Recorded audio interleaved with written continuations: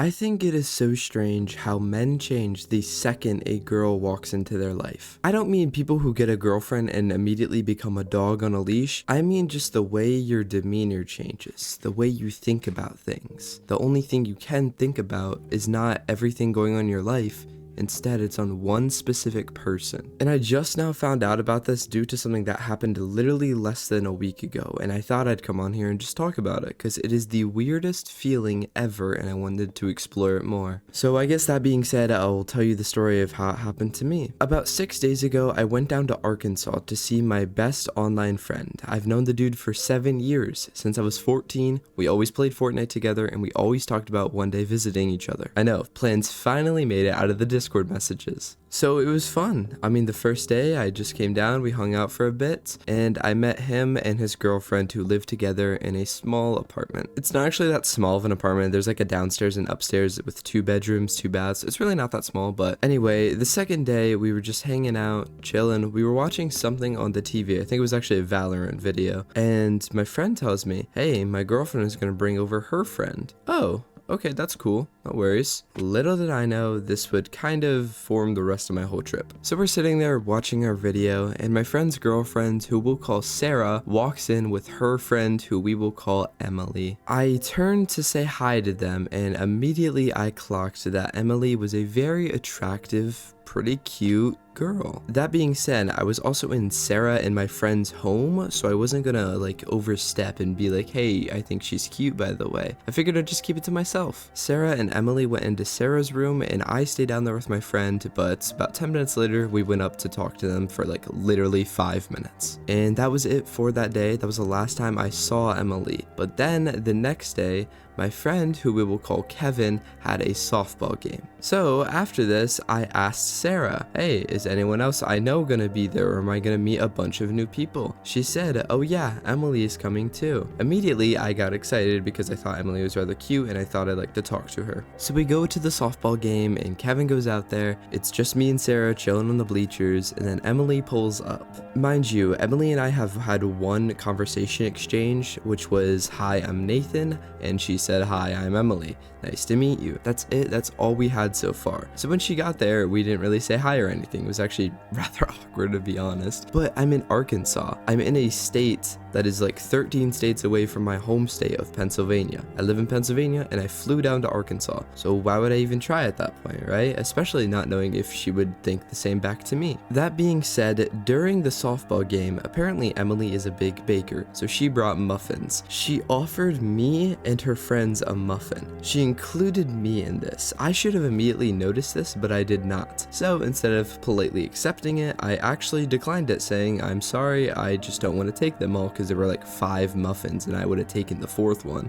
Fast forward a little bit, as me and Sarah are sitting there, we're just talking to each other, and she kind of knew about my past relationship that happened that I need to update you guys on actually, and she was asking me a little bit about it, and I kept telling her like, hey, I'm so okay, like I'm fine, don't worry about it, seriously, if you have any friends, try to hook me up. And I kind of said that as a joke because I knew I was in Arkansas, a few states away from Pennsylvania. And no, she didn't take it literally. She just kind of realized like, okay, he's actually not emotionally unavailable right now. So me, Kevin, and Sarah, after the game was over, we all were walking back to the car, and I was talking to her a little bit more, and she said to me, I know someone who is asking how long you'd be in town for. And I was like, what? I literally said to her, don't tell me it was Emily.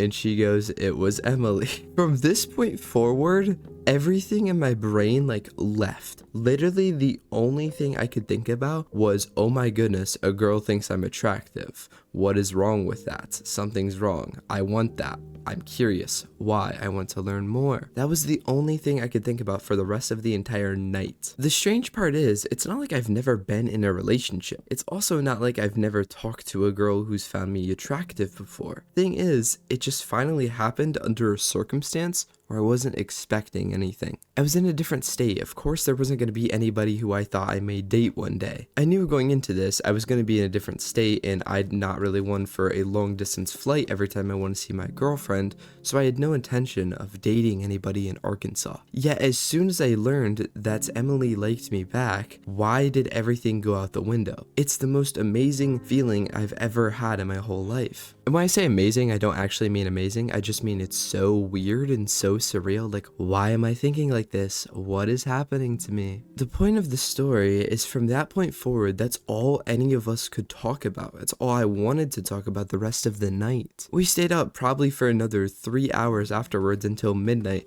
just plotting out how I could actually talk to this Emily girl. Unfortunately, it appears she was emotionally unavailable, so I believe Sarah is like actively working at it right now. But at this point, I kind of realized my flaw that she is in Arkansas and I'm in Pennsylvania. But again, my point remains that for the next night, for the next day, that's all I could think about. I even needed clarification from Sarah, and I'm like, Sarah, is that real? She was asking how long I was in town for, and then Sarah told me, yeah, when she first met you and talked to you, she actually looked at me and said, who is that? And I'm like, we had a little exchange. She looked at me and said, yeah, but even through that, she told me a very niche compliment. And Sarah claims that the compliment Emily had to me was that I am very charming and that I am very safe. That alone is a huge compliment. Emily, if you're somehow seeing this video, you know what your actual name is. Also, thanks for that compliment. That was pretty cool. Point being, that was the most sensational like compliment I've ever had. I think it was maybe that kind of set me over the edge. But still, like, why the rest of the time? I knew I was in Arkansas. I knew I was going home the next day after Sarah told me these things. Why was I still so infatuated with this idea? That is something I'll never understand. And it's not even a fact of like there's even a chance we date. I'll be honest, there's probably a less than 1% chance we date. I probably have a better chance of going to the casino and doubling every single penny I have on green of roulette than anything with this ever working out. But think about this. Every time a girl shows up in your life and shows remote interest, your entire life just does a whole 360. The way you think about things is now altered. The way you go about your day is differently now. Instead of being focused on yourself and being focused on doing one simple thing, you're now focused on that girl who seems to have attraction towards you. I think to me that is the weirdest thing, because as men, we're supposed to stay away from that for a while. Focus on ourselves, get our money right, be happy with ourselves. And for the most part, I have all of that right now. But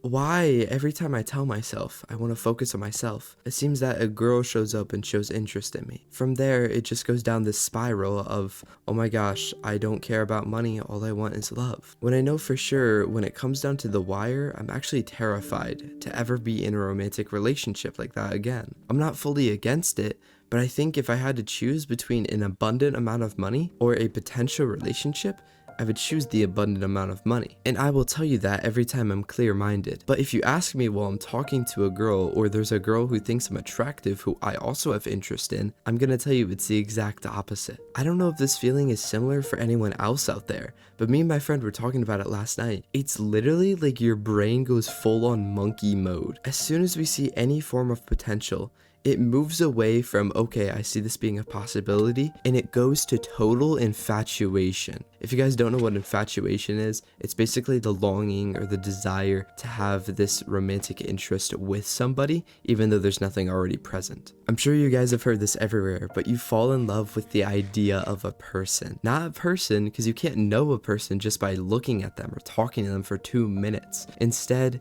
you fall in love with this idea that is suddenly, somehow, the person for you. It's the infatuation that really kills me and just sends me down a spiral. The reason I'm even talking about this in this video is because now that I'm home, I kind of realize like, hey, this is pretty stupid. But at the same time, I'm still so infatuated that I would still be willing to give it a try, which is absolutely insane for me to say, by the way. Anyway, that's my current story with infatuation. I have to post more on this channel and I really want to, but just trying to get back into the swing of things right now. If you guys have ever had anything similar, and I'm sure you have, like, seriously, comment that down below. I love reading about all your guys' stories. It's seriously the weirdest feeling ever, and I don't understand why we as humans are like this. I think it's just because we crave for love, and we crave a desire that someone has towards us so much, it gets to the point where once it even has a chance of showing up, we get so in love with the idea of it. And yeah, thank you guys for watching. Stay blessed. It shouldn't be too hard, and I'll see you in the next one.